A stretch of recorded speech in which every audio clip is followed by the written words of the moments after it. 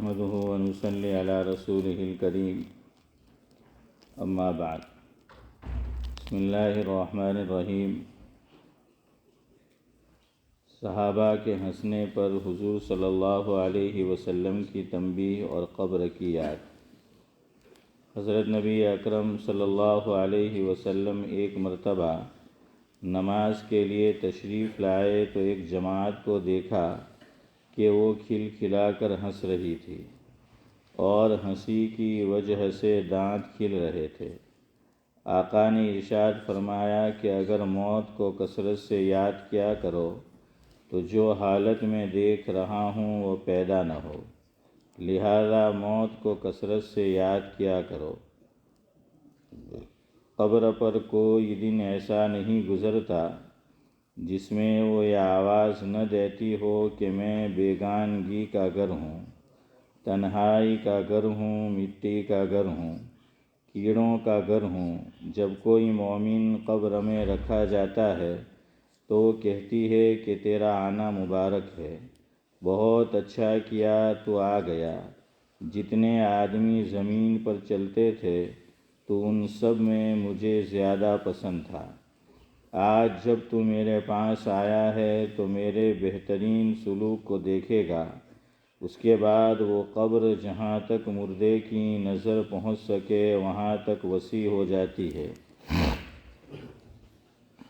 اور ایک دروازہ اس میں جنت کا کھل جاتا ہے جس سے وہاں کی ہوا اور خوشبوئیں اس کو آتی رہتی ہیں۔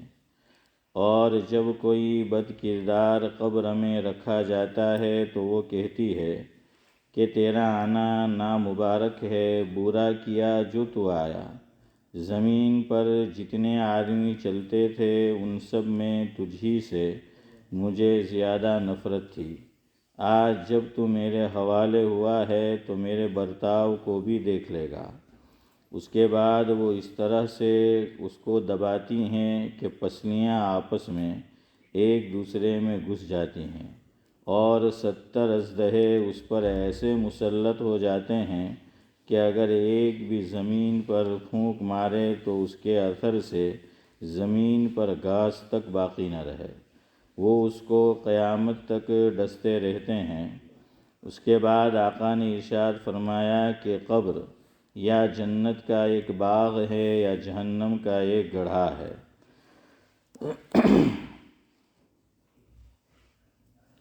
فائدہ: اللہ تعالیٰ کا خوف بڑی ضروری اور اہم چیز ہے۔ یہی وجہ ہے کہ حضور اکرم صلی اللہ علیہ وسلم اکثر کسی گہری سوچ میں رہتے تھے اور موت کا یاد کرنا اس کے لیے مفید ہے۔ اسی لیے آقا نے یہ نسخہ ارشاد فرمایا، کبھی کبھی موت کو یاد کرتے رہنا بہت ہی ضروری اور مفید ہے۔ حضرت حنظلہ رضی اللہ عنہ کو نفاق کا ڈر۔ حضرت حنظلہ رضی اللہ عنہ کہتے ہیں کہ ایک مرتبہ ہم لوگ آقا کی مجلس میں تھے۔ حضور اکرم صلی اللہ علیہ وسلم نے وعظ فرمایا جس سے قلوب نرم ہو گئے اور آنکھوں سے آنسو بہنے لگے اور اپنی حقیقت ہمیں ظاہر ہو گئی۔ حضور صلی اللہ علیہ وسلم کی مجلس سے اٹھ کر میں گھر آیا، بیوی بچے پاس آ گئے اور کچھ دنیا کا ذکر تذکرہ شروع ہو گیا اور بچوں کے ساتھ ہنسنا بولنا، بیوی کے ساتھ مذاق شروع ہو گیا اور وہ حالت جاتی رہی جو حضور اکرم صلی اللہ علیہ وسلم کی مجلس میں تھی۔ اچانک خیال آیا کہ میں پہلے سے کس حال میں تھا، اب کیا ہو گیا؟ میں نے اپنے دل میں کہا کہ تو منافق ہو گیا کہ ظاہر میں حضور اکرم صلی اللہ علیہ وسلم کے سامنے تو وہ حال تھا اور اب گھر میں آ کر یہ حالت ہو گئی۔ میں اس پر افسوس اور رنج کرتا ہوا اور یہ کہتا ہوا گھر سے نکلا کہ حنظلہ تو منافق ہو گیا۔ سامنے سے حضرت ابو بکر صدیق رضی اللہ عنہ تشریف لا رہے تھے۔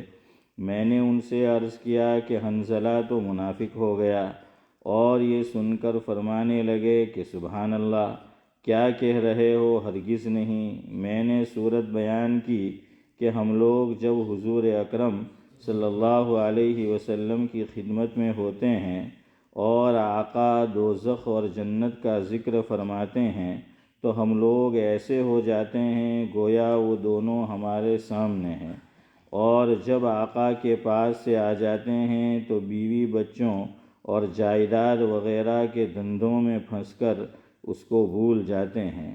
حضرت ابو بکر صدیق رضی اللہ عنہ نے فرمایا کہ یہ بات تو ہم کو بھی پیش آتی ہے، اس لیے دونوں آقا کی خدمت میں حاضر ہوئے اور جا کر حضرت حنظلہ رضی اللہ عنہ نے عرض کیا کہ یا رسول اللہ صلی اللہ علیہ وسلم، میں تو منافق ہو گیا۔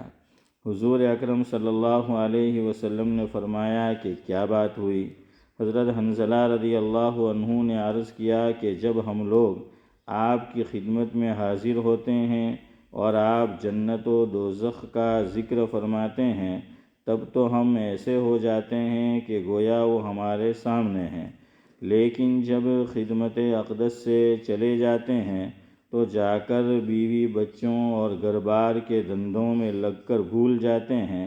حضور اکرم صلی اللہ علیہ وسلم نے ارشاد فرمایا کہ اس ذات کی قسم جس کے قبضے میں میری جان ہے، اگر تمہارا ہر وقت وہی حال رہے جیسا میرے سامنے ہوتا ہے تو فرشتے تم سے بستروں پر اور راستوں میں مصافحہ کرنے لگیں، لیکن حنظلہ بات یہ ہے گاہے گاہے فائدہ، یعنی آدمی کے ساتھ انسانی ضرورتیں بھی لگی ہوئی ہیں جن کو پورا کرنا بھی ضروری ہے، کھانا پینا، بیوی بچے اور ان کی خیر خبر، یہ بھی ضروری چیزیں ہیں، اس لیے اس قسم کے حالات کبھی کبھی حاصل ہوتے ہیں، نہ ہر وقت یہ حاصل ہوتے ہیں اور نہ اس کی امید رکھنی چاہیے۔ یہ فرشتوں کی شان ہے کہ ان کو کوئی دوسرا کام ہی نہیں، نہ بیوی بچے، نہ فکر معاش، نہ دنیاوی قصے، اور انسان کے ساتھ چونکہ انسانی ضروریات لگی ہوئی ہیں اس لیے وہ ہر وقت ایک سی حالت پر نہیں رہ سکتا۔ لیکن غور کی بات یہ ہے کہ صحابہ کرام رضی اللہ عنہم کو اپنے دین کی کتنی فکر تھی کہ ذرا سی بات سے کہ حضور اکرم صلی اللہ علیہ وسلم کے سامنے جو حالت ہماری ہوتی ہے وہ بعد میں نہیں رہتی، اس سے اپنے منافق ہونے کا ان کو فکر ہو گیا۔ عشق است و ہزار بدگمانی، عشق جس سے ہوتا ہے اس کے متعلق ہزار طرح کی بدگمانی اور فکر ہو جاتا ہے۔ بیٹے سے محبت ہو اور وہ کہیں سفر میں چلا جائے، پھر دیکھیے ہر وقت خیریت کی خبر کا فکر رہتا ہے، اور جو یہ بھی معلوم ہو جائے کہ وہاں طاعون ہے یا فساد ہو گیا، پھر خدا جانے کتنے خطوط اور تار پہنچیں گے۔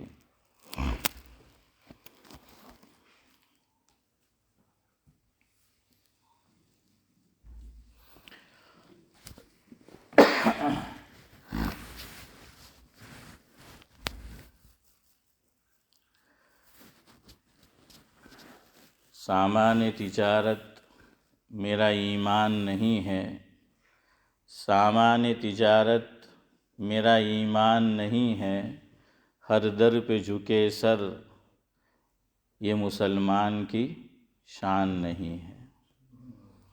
ہر لفظ کو سینے میں بسا لو تو بنے بات، ہر لفظ کو سینے میں بسا لو تو بنے بات، طاقوں میں سجانے کو تو یہ قرآن نہیں ہے۔ قرآن کریم کے تعلق سے آج کی مجلس میں ہر ہفتے بات ہوتی ہے، تو اسی مناسبت سے یہ دو شعر آپ کی خدمت میں پیش کیے۔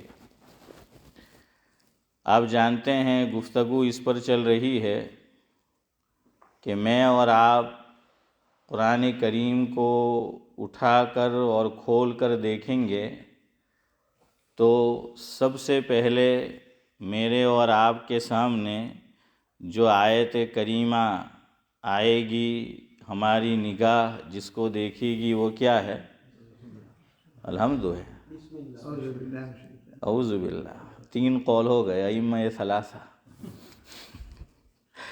تو بہرحال بسم اللہ الرحمن الرحیم ہے، لیکن قرآن کریم کی تلاوت میں اور آپ شروع کریں گے تو بسم اللہ نہیں پڑھنا ہے پہلے، بلکہ اعوذ باللہ من الشیطان الرجیم پڑھنا ہے. کیوں بسم اللہ پہلے کیوں نہیں پڑھیں گے؟ اعوذ باللہ من الشیطان الرجیم پہلے کیوں پڑھنا ہے؟ تو وہ اس لیے کہ اللہ رب العزت قرآن کریم میں ایک مقام پر ارشاد فرماتے ہیں کہ فَإِذَا قَرَأْتَ الْقُرْآنَ فَاسْتَعِذْ بِاللَّهِ مِنَ الشَّيْطَانِ الرَّجِيمِ، جس کا مفہوم یہ ہے کہ اے مسلمان، جب تو قرآن کریم پڑھنا شروع کرے تو ابتدا، آغاز اور شروعات کس سے کر؟ اعوذ باللہ من الشیطان الرجیم سے کر. اس لیے اعوذ باللہ من الشیطان الرجیم یہ پڑھنا ہے. دیکھیے، اگر کسی نے صرف اعوذ باللہ پڑھا اور درمیان سورت سے پڑھنا شروع کیا تو بسم اللہ پڑھنا بھی ضروری نہیں ہے. ہاں، سورت کے شروع سے پڑھنا شروع کرے آدمی تو پہلے اعوذ باللہ پڑھنا ہے اور اس کے بعد بسم اللہ الرحمن الرحیم. تو پتہ یہ چلا کہ بسم اللہ سے بھی زیادہ امپورٹنٹ کیا ہے؟ اعوذ باللہ من الشیطان الرجیم ہے. کیوں بسم اللہ سے زیادہ اہم اعوذ باللہ من الشیطان الرجیم کیوں؟ سوال پیدا ہو سکتا ہے. مدارس عربیہ میں اساتذہ ایک جملہ بولتے ہیں، طلباء کو سکھاتے ہیں، بتاتے ہیں کہ دفع مضرت جلب منفعت سے مقدم ہے. جاوید بھائی کیا بتاتے ہیں؟ اوپر سے گیا تو چلو نیچے لاتے ہیں. دفع مضرت جلب منفعت سے مقدم ہے. دفع تو آپ جانتے ہیں، کبھی آدمی غصے میں کہتا ہے کسی سے کہ کیا ہو جائے؟ دفع ہو جائے، یعنی دور کرنا. تو دفع مضرت بھی آپ جانتے ہیں. ایک ہے مسرت یعنی خوشی، خوش ہونا، اور ایک ہے مضرت یعنی تکلیف. تو دفع مضرت یعنی نقصان دینے والی چیز، تکلیف دہ چیز، اس کو کیا کرنا؟ دور کرنا. یہ جلب منفعت سے مقدم ہے. منفعت تو آپ جانتے ہیں، منفعت یعنی کیا ہے؟ فائدہ. منفعت کا معنی کیا ہے؟ فائدہ. علامہ اقبال علیہ الرحمہ نے بھی کہا ہے کہ منفعت ایک ہے اس قوم کا، نقصان بھی ایک. شاعر مشرق کہتے ہیں منفعت ایک ہے اس قوم کا، نقصان بھی ایک. ایک ہی سب کا نبی، دین بھی ایمان بھی ایک. حرم پاک بھی، قرآن بھی، اللہ بھی ایک. حرم پاک بھی، قرآن بھی، اللہ بھی ایک. آگے چبھتی بات کہی ہے، ہماری دکھتی رگ پہ شاعر مشرق نے ہاتھ رکھا ہے. وہ کہتے ہیں کہ حرم پاک بھی، قرآن بھی، اللہ بھی ایک. بڑی بات تھی جو ہوتے مسلمان بھی ایک. بڑی بات تھی جو ہوتے جی جو اعوذ باللہ من الشیطان الرجیم ہے، یہ تو اللہ کا ڈائریکٹ حکم ہے کہ یہ تم نے کرنا ہے. اور بسم اللہ تو اس کے احترام میں ہے. جیسے ایک بادشاہ ہے تو جب بادشاہ کا نام لینا ہے، عزت مآب، علی جناب کہہ دیا تو بھی ٹھیک ہے، نہیں کہا تو بادشاہ کی مرضی ہے، معاف کر دے. لیکن اگر بادشاہ نے سیدھا کہہ دیا ہے کہ یہ پل تو نے پار کرنا ہے تو پھر اس کو تو ڈس اوبے نہیں کیا جا سکتا، کیونکہ وہ تو بادشاہ کا حکم آ گیا کہ یہ پل پار کرنا، نہیں کرو گے تو گردن کاٹ دے گا. تو اعوذ باللہ جو ہے وہ تو اللہ کا سیدھا حکم آ گیا ہے. بسم اللہ تو احترام میں کسی جگہ پہ اللہ نے نہیں کہا قرآن کے اندر کہ تم بسم اللہ پڑھو. میں وہی تو کہہ رہا ہوں، اللہ نے کہہ دیا کہ پڑھو. میں نے وہی تو کہا ہے جی. ہاں، میں وہی تو کہہ رہا ہوں نا، میں نے وہی تو کہا کہ اعوذ باللہ زیادہ امپورٹنٹ ہے. یہی تو میں نے کہا دفع مضرت جلب منفعت. طاہر بھائی وہی میں سمجھا رہا ہوں. ہاں جزاک اللہ, میں وہی سمجھا رہا ہوں. میں نے ایک جملہ کہا کہ اگر آپ نے درمیان سورت سے قرآن کریم پڑھنا شروع کیا اور آپ صرف اعوذ باللہ پڑھیں گے اور بسم اللہ نہیں پڑھا تو کوئی حرج نہیں ہے. لیکن اگر سورت کے شروع سے پڑھنا شروع کیا تو اعوذ باللہ کے ساتھ کیا پڑھنا ہے؟ بسم اللہ. اب سوال پیدا ہو سکتا ہے کیوں پڑھنا ہے؟ تو جواب یہ ہے کہ لکھی ہوئی ہے. لکھی ہوئی ہے تو جب لکھی ہوئی ہے تو پڑھنا ہے ہر سورت کے شروع میں. اسی لیے سورہ توبہ ایک سورت ہے قرآن کریم کے اندر. اگر ہم پڑھتے پڑھتے جو ہے وہ چلے آئیں گے تو نہیں پڑھیں گے بسم اللہ الرحمن الرحیم. کیوں نہیں پڑھیں گے اس سورت کے شروع میں؟ وہ بھی سورت ہے. تو حضرت علی رضی اللہ تعالیٰ عنہ نے 2 جواب دیے ہیں. اس میں ایک جواب یہ ہے کہ اس لیے نہیں پڑھیں گے کہ لکھا ہوا نہیں ہے. ایک جواب تو یہ ہے آسان کہ لکھا ہوا نہیں ہے. جب لکھا ہوا نہیں ہے تو نہیں پڑھیں گے. اور دوسرا جواب یہ دیا کہ بسم اللہ الرحمن الرحیم میں اللہ تعالیٰ کی رحمت کا بیان ہے. اور سورہ برات اس کا ایک نام سورہ توبہ بھی ہے. اس میں اللہ رب العزت سخت غصے میں ہے کہ براءۃ من اللہ ورسولہ الی الذین عاہدتم من المشرکین. دیکھیے اب پورا قرآن کریم اٹھا کر دیکھ لیجئے, کوئی قرآن کریم کی کسی بھی سورت کی پہلی آیت آپ کو غصے والی نہیں ملے گی. کسی بھی سورت کی پہلی آیت اس کا مضمون رحمت پر, اللہ کی تعریف پر یا کسی اور جو ہیں وہ مضمون پر مشتمل ہوگا. لیکن یہ صورت ایسی ہے کہ اللہ تبارک و تعالی وہاں پر غصے میں ہے, اور یہ دونوں تضاد ہو گیا. رحمت اور غصہ دونوں ایک نہیں ہو سکتے. آگ اور پانی ایک نہیں ہو سکتے. آگ ہے, پانی ڈالو گے تو آگ کیا ہو جائے گی؟ بجھ جائے گی. یہ دونوں اس میں تضاد ہے. تو اس لیے کہا کہ یہاں قرآن کریم میں بسم اللہ اس لیے نہیں ہے کہ تضاد ہو جاتا. ایک طرف ہم یوں کہتے کہ شروع کرتا ہوں اللہ تعالیٰ کے نام سے جو بڑا رحمان اور رحیم ہے, اور ٹھیک اس کے بعد مضمون آ جاتا اس میں کہ اللہ تعالیٰ سخت غصے میں ہے. تو اب آدمی سوچتا ہے کہ ایک طرف تو ہم کہہ رہے ہیں کہ اللہ کی ذات کیا ہے؟ رحمان و رحیم ہے, اور معاً اس کے بعد اللہ تعالیٰ جو ہے وہ غصے میں ہے. اور تیسری بات طاہر صاحب کہ بسم اللہ کیوں پڑھنا ہے وہ سنو. بسم اللہ اس لیے پڑھنا ہے کہ بسم اللہ الرحمن الرحیم ہی بتاتی ہے مجھے اور آپ کو کہ ایک سورت ختم ہوئی اور دوسری سورت شروع ہو رہی ہے. اگر بسم اللہ نہ ہوتا تو پتہ نہیں چلتا کہ بھائی یہ, اور خاص کر ہمیں تو پتہ چلتا ہی نہیں حنیف بھائی, ہم تو اجمی لوگ ہیں, ہم تو عرب نہیں ہیں, ہمیں تو پتہ ہی نہیں چلتا کہ کہاں مضمون ختم ہوا کہاں نہیں ہوا, کچھ جو ہے وہ پتہ نہیں چلتا. اسی لیے بعض مرتبہ حافظ صاحب نماز پڑھانے کھڑے ہوتے ہیں اور وہ صرف حافظ قرآن ہے یا عالم بھی ہے لیکن میننگ اور معنی سے واقف نہیں ہے, تو وہ ایسی جگہ اسٹاپ کر دیتے ہیں جہاں اسٹاپ مناسب نہیں ہے.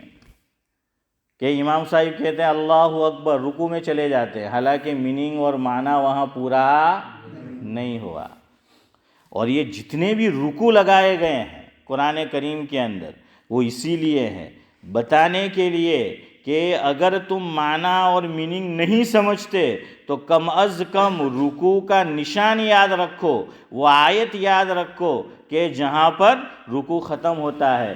جتنے بھی قرآن کریم میں رکوع ہے ہر جگہ میننگ اور معنی کیا ہو جاتا ہے؟ ختم ہو جاتا ہے. کہ ایک مضمون پورا ہوا, اللہ رب العزت دوسرا مضمون شروع فرما رہے ہیں. میں مثال دیتا ہوں. سورہ بقرہ آپ جو ہیں پہلا پارہ شروع کریں, الف لام میم ذالک الکتاب لا ریب فیہ, تو کیا ہے وہاں پر؟ طاہر صاحب آپ جانا چاہے جائے, بے شک, ہاں اب جائے, آپ کو دور جانا ہے. اب آپ نے بات چھیڑی ہے تو اب مجھے پورا کرنا پڑے گا. ہاں میں آپ کے حکم تھا تو میں اس لیے رکا تھا کہ جی جی کوئی بات نہیں, انشاءاللہ پھر ملیں گے. بہرحال کیا کہہ رہا تھا؟ ہاں، ہر جگہ رکوع جو ہے وہ ٹھیک لگا ہے کہ وہاں معنی اور میننگ پورا ہو جاتا ہے. صرف قرآن کریم میں ایک رکوع ایسا ہے کہ جہاں معنی اور میننگ پورا نہیں ہوتا، ایک رکوع خالی، باقی ہر جگہ معنی اور میننگ وہ پورا ہو جاتا ہے. وہ کون سا ہے؟ سورہ واقعہ 27واں پارہ. اذا وقعت الواقعہ لیس لوقعتها کاذبہ. یہاں سے آپ پڑھتے پڑھتے چلے تو دوسرے صفحے کے اوپر آپ پہنچیں گے، وہاں آیت آئے گی. اب سب کیا ہے؟ سلتم من الاولین و سلتم من الآخرین. یہاں رکوع لگا ہوا ہے، حالانکہ یہاں میننگ پورا نہیں ہو رہا ہے. نہیں، آپ نے غلط بتایا، شاید اس سے اوپر پورا ہو رہا ہے. لیصحاب ہیں، اسی پہ رکوع ہے. دو آیت زیادہ ہے. دو آیت زیادہ ہے؟ نہیں، سلتم سے تو شروع ہوتا ہے شاید. وہ قرآن لاؤں. وہ اصحاب الشمال میں ختم ہوگا.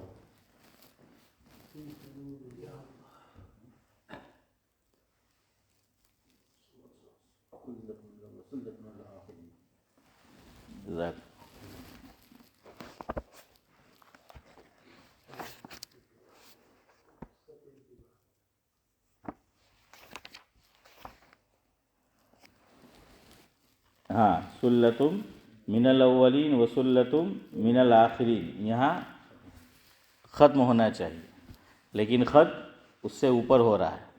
اور نیا رکوع شروع ہونا چاہیے وہ اصحاب الشمال ما اصحاب الشمال، لیکن یہ صحیح جگہ نہیں لگا ہے. اب سوال پیدا ہوتا ہے کہ اتنے سارے قرآن کریم چھپتے ہیں، جب صحیح جگہ سعید بھائی نہیں لگا ہے تو صحیح کر دینا چاہیے، ٹھیک کر دینا چاہیے. جب رکوع صحیح نہیں لگا ہے تو حکیم الامت مجدد الملت حضرت مولانا اشرف علی صاحب تھانوی نور اللہ مرقدہ کے ملفوظات میں ہے، جس کا مفہوم اور خلاصہ یہ ہے کہ امت نے اس لیے رہنے دیا کہ اگر اس میں چھیڑ چھاڑ کرتے تو بعد والے قرآن کریم کو چوں چوں کا مربع بنا دیتے. جس کی سمجھ میں جو آتا قرآن کریم کے اندر تبدیلی کرنا کیا کر دیتا؟ وہ شروع کر دیتا. ہاں، اسی لیے وہ جو گزرا تھا کہاں ابھی وہ بادشاہ محمد وہ کیا غدافی، ہاں غدافی، کرنل غدافی. کہاں وہ کہاں کا تھا؟ لیبیا. ہاں، لیبیا کا. اللہ کا بندہ کیا کہتا تھا کہ بھائی قرآن کریم کے اندر سے کل یہ نکال دینا چاہیے، قل هو اللہ احد میں سے. ٹھیک ہے، اس کی کیا ضرورت ہے؟ تو ایسے لوگ پھر ملتے. یہ خالی مثال دے رہا ہوں. اب دیکھیے جو اس طرح قرآن کریم کے ساتھ بے حرمتی کرتے ہیں نا نورانی بھائی، اس طرح کا ذہن رکھتے، اللہ ان کو دنیا ہی میں رسوا کرتا ہے.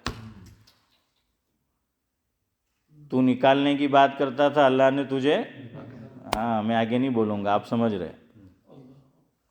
اور ابھی ایک سرفرا کچھ آئے تھے ایک خاص ملک میں، آپ جانتے ہیں کہ نکالو، اللہ نے اسے دین سے ہی فارغ کر دیا. اور جہاں گیا ہے اب وہاں بھی عزت نہیں ہے، وہ لوگ بھی اس کو اب ایکسیپٹ نہیں کر رہے ہیں. تو آپ کیا قرآن کریم کے اندر سے جو ہے وہ نکالو گے؟ اللہ نے تو فرمایا انا نحن نزلنا الذکر و انا لہ لحافظون. اس کی حفاظت تو اللہ تعالیٰ کرتا ہے. ہاں، کوئی اس میں سے کچھ کم نہیں کر سکتا.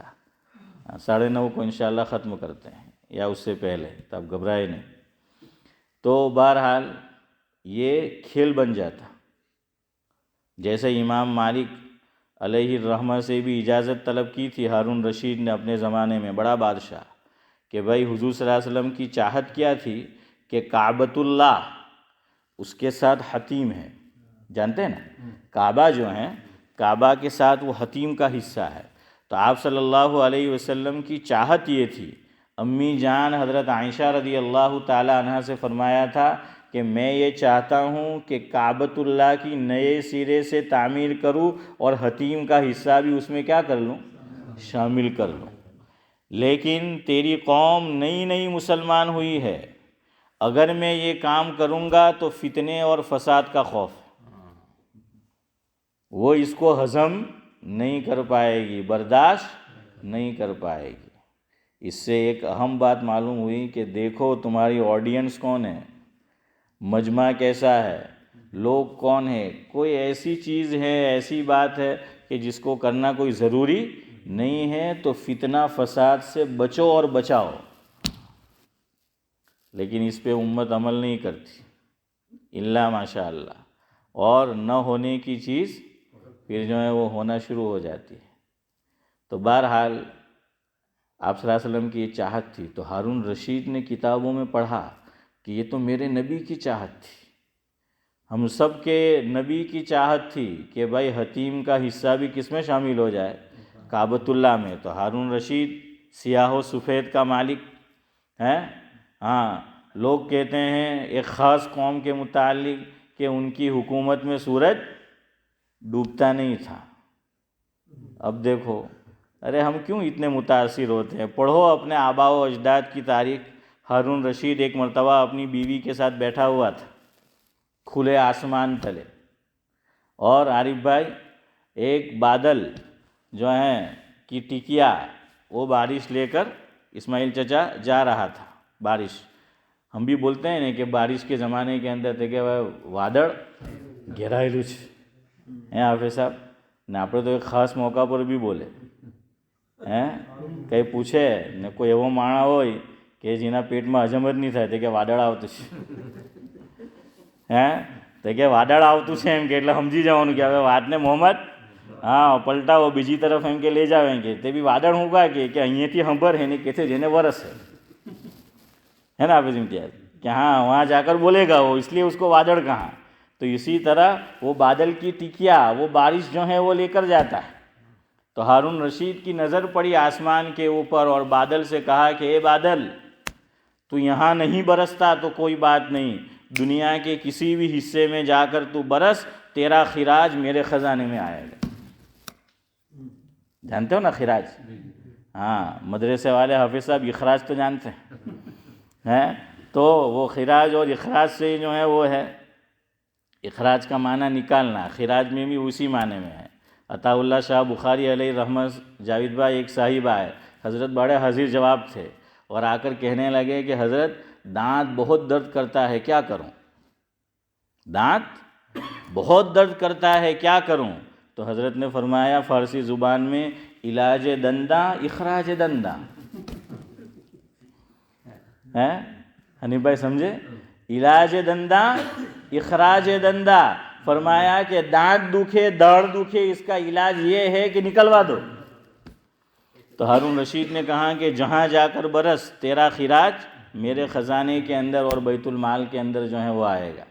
بہرحال تو ہارون رشید نے امام مالک سے فرمایا کہ میں چاہتا ہوں کہ نبی کی جو چاہت تھی کعبۃ اللہ کو اسی طرح بناؤں۔ اللہ اکبر ہیں، اس زمانے کے بادشاہ بھی علماء کی بات کا کتنا وزن ہوتا تھا اور کتنی وقت تھی کہ اسے مانتے تھے۔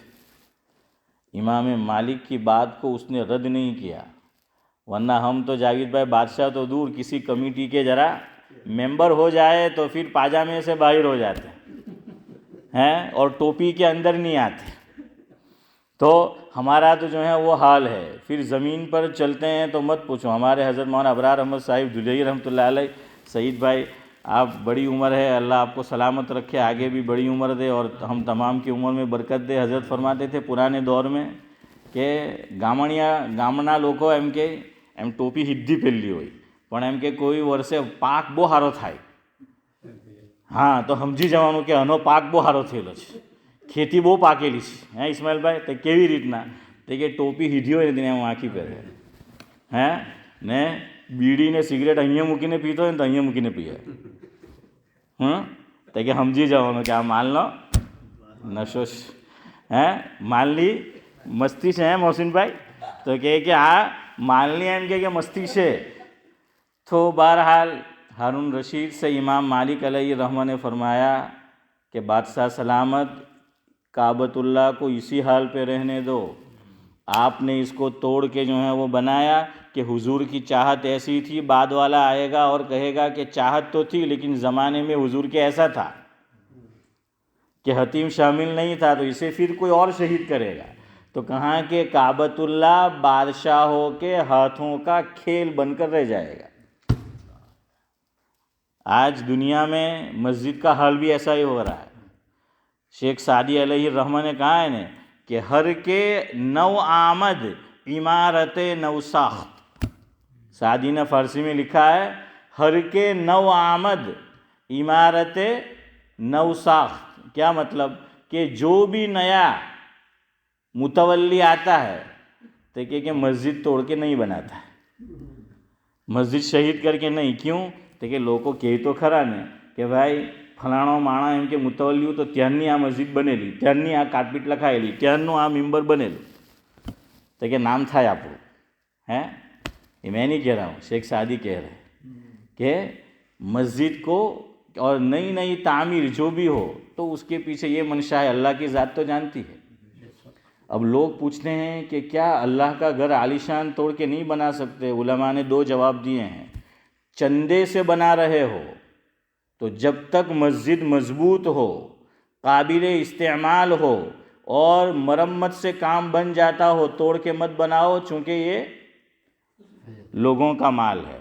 اور تمہیں اللہ کا گھر عالی شان بنانے کا شوق ہے، ابھی قابل مرمت نہیں ہے یا قابل مرمت ہے، آپ چاہتے ہیں نیا بناؤ، شوق سے بناؤ لیکن اپنے مال سے بناؤ، اس میں ایک پھوٹی کوڑی بھی کسی اور کی نہیں ہونی چاہیے، اپنے پیسے سے بناؤ۔ پھر دیکھو کتنا جذبہ ہے اللہ کا گھر عالیشان بنانے کا، یہ لکھا ہے علماء نے۔ لیکن کون سنتا ہے کہانی میری، ہیں حضرت شیخ نے لکھا ہے آپ بیتی میں کہ کون سنتا ہے کہانی میری اور وہ بھی پھر زبانی میری، کون سنتا ہے؟ اب اللہ تعالیٰ کے گھر کے ساتھ بھی یہی کھلواڑ ہوتا ہے۔ تو امام مالک علیہ الرحمہ نے روک دیا۔ بات یہاں سے چلی تھی کہ وہ رکوع کو اسی جگہ رہنے دیا، کیوں؟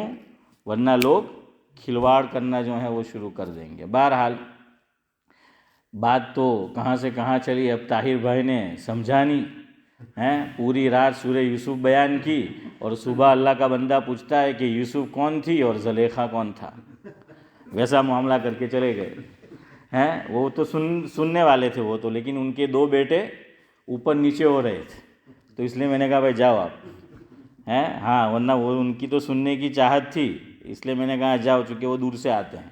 تو بہرحال بات تو میں وہی کہہ رہا تھا جو انہوں نے کہی۔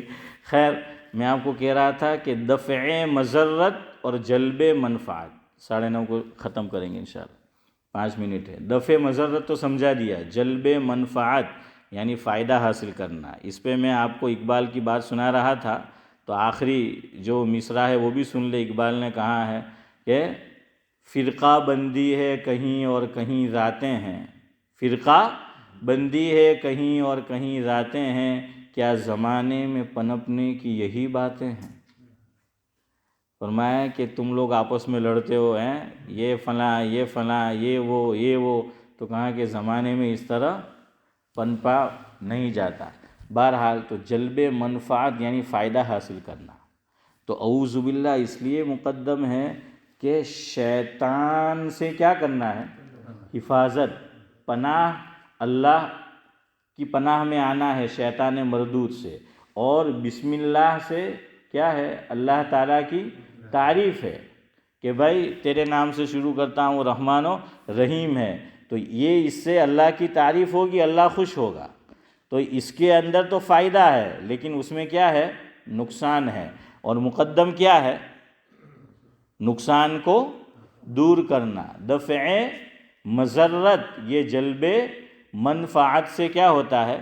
وہ مقدم ہے، یہ اس کا مطلب ہے۔ بہت آسان زبان میں جاوید بھائی سمجھایا، اب بھی سمجھ میں نہ آیا تو جو سمجھ گئے اس سے سمجھ لینا، آ گیا نا۔ بہرحال تو اعوذ باللہ من الشیطان الرجیم یہ کیوں پڑھنا ہے؟ اس لیے کہ اللہ تعالیٰ کی پناہ میں آنا ہے، اللہ تعالیٰ کی پناہ لینا ہے، کس سے؟ شیطان مردود سے۔ تعوذ، اب تو شارٹ کٹ کا زمانہ ہے نا، ہاں ہر چیز میں شارٹ کٹ ہے، تو علماء نے بھی کچھ اصطلاح بنائی ہے۔ اعوذ باللہ من الشیطان الرجیم کا شارٹ کٹ ہے تعوذ، کیا شارٹ کٹ ہے؟ تعوذ. تعوذ کے معنی ہوتا ہے اللہ تعالیٰ کی پناہ لینا. اب یہاں ایک بات سمجھو، تعویذ، تعوذ، نورانی بھائی پہلا لیٹر تا، پھر عین، پھر واو، پھر ذال. اسماعیل چچا تعویذ وہی لیٹر ہے، تا، عین، واو، یا اور ذال. کیا بڑھا؟ صرف یا بڑھا ہے. تو تعویذ پہنتے تو لوگ بہت ہیں، تعویذ کرتے بھی ہے، کراتی بھی ہے، لیکن معنی پتہ نہیں معلوم کیا ہے حنیف بھائی. تعویذ کا معنی بھی کیا ہے؟ پروٹیکشن. ہاں، پناہ لینا، اللہ تعالیٰ کی پناہ میں آنا. یہ بھی شیطان مردود سے ہوتا ہے یا شیطان، دونوں سے. قرآن نے فرمایا وَكَذَلِكَ جَعَلْنَا لِكُلِّ نَبِيٍّ عَدُوًّا شَيَاطِينَ الْإِنسِ وَالْجِنِّ. شیطان انسانوں میں بھی ہوتے ہیں، جنات میں بھی ہوتے ہیں. تو یہ تعویذ یا تو شیطان سے حفاظت کے لیے ہوتی ہے، یا جو لوگ شیطان نما ہوتے ہیں، ہے انسان لیکن کیا ہے؟ شیطان. اسی لیے علماء نے بحث کی ہے. بعض استاد جی، سعید بھائی بچپن میں ہمارے استاد جی کیا کہتے تھے، سبق یاد نہیں کیا مستی کے سارا شیطان ہیں. تو کچھ لوگ برا مانتے ہیں کہ ہیں شیطان کہہ سکتے، ارے اللہ نے کہا ہے وَكَذَلِكَ جَعَلْنَا لِكُلِّ نَبِيٍّ عَدُوًّا شَيَاطِينَ الْإِنسِ وَالْجِنِّ. شیطان کا معنی ہے شرارتی. تو وہ بچہ شرارتی ہوتا ہے تو کیا بولتے تھے؟ اور بچہ ہی کیا، بڑا بھی کوئی آ رہا ہوتا ہے تو دھیرے نہیں ہے તો છે ને બહુ શેતાન છે એમ કે ને પછી આવે તો કે કેમ છો, બધું મજામાં ને ہاں یہ حال ہوتا ہے. اور اس سے پہلے تو ماشاءاللہ ملفوظات عالیہ سے نوازا ہوتا ہے. تو وہ شریر جو ہوتے ہیں تو اس کو بولا جا سکتا ہے. تو لوگ تعویذ دونوں کے لیے پہنتے ہیں کہ یار ફલાણાએ કરી દીધલું છે, અણે કરી દીધલું છે ને. મોસ્ટલી જે છે તે ખાનદાન તરફ જ દિમાગ જાય. ہاں چلو اب وقت ہو گیا ہے. آئندہ مجلس میں آپ کو کچھ شعر تعویذ پہ سناؤں گا. بڑی اچھی بات، ایک بڑے شاعر گزرے ہیں عبدالحفیظ جونپوری، انہوں نے کہا ہے، آخری بات سن لو. کسی نے بہت اچھی بات کہی ہے تعویذ کے متعلق کہ بہت سے عامل ایسے ہوتے ہیں کہ ان کا کوئی روزگار نہیں ہوتا. کہ کہتے جاب જ نہیں ملے جاوید بھائی، کام જ نہیں ملے. تو اب جاب سے پریشان ہو کے عامل بنتا ہے. وہ کیا بنتا ہے؟ عامل. کہاں کہ اب لوگ آتے ہیں اس کے پاس کہ مول صاحب ایوی تعویذ આપો کہ جاب ملی جائے. ارے بھائی ایک تو હુક્કો હતો એને જોબ નહીં મળતો હતો તો એણે આ ધંધો ચાલુ કર્યો ને આપણી કોમ બેવકૂફ એના પાસે જોબ હોદવા જાય. એના પાસે જે છે તે કામ હોદવા જાય. جو کچھ کہا سنا گیا، اللہ تعالیٰ قابل عمل باتوں پر عمل کی توفیق نصیب فرمائے. سبحان اللہ و بحمدہ، سبحانک اللہم و بحمدک، نشہد ان لا الہ الا انت.